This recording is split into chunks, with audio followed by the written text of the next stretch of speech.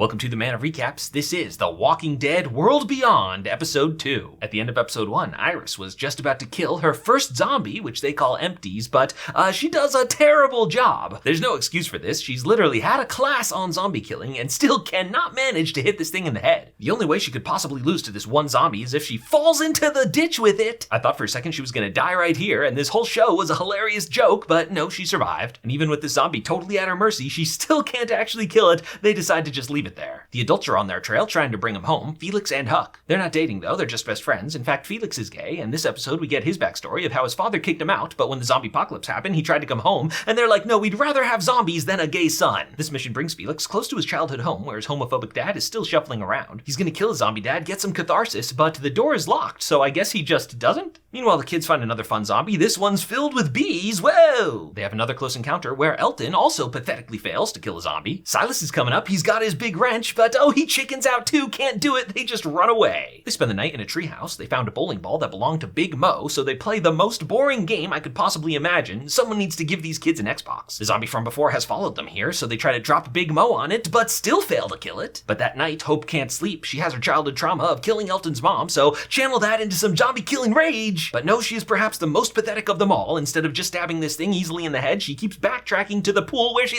falls in. God, these kids do not deserve to survive the zombie apocalypse. Anyway, they make it to a big obstacle, a landmark called the Blaze of Gory, because it's a big tire fire with a bunch of zombies in it, and for nonsensical television reasons they can't go around, they have to go through. Now Iris is a huge optimist, believes the world will recover one day, but her sister Hope, ironically, has no hope for the future. She talks to Elton, who's a huge dinosaur nerd, and also believes that this is humanity's extinction event. This vibe is supposed to resonate, I guess, with the youth of today, because it does feel sometimes like civilization is collapsing. In any case, Elton calls them the Endlings, the last of a species, and Hope thinks that's kinda cool, so our crew's got a sweet new name. So the Endlings are trying to sneak through this junkyard, and even though they get surrounded by zombies, they somehow manage to not kill a single one. Improbably, they all make it out of there alive, but turns out they didn't make it out, they just made it to the center. Now, if one of them sounds the tornado siren, it would distract the zombies, allowing the other three to pass through. But that one would be sacrificing themselves. They decide to sleep on it, but Hope can't sleep again. Yeah, she's going out there to sound the siren, and that's how episode 2 comes to an end.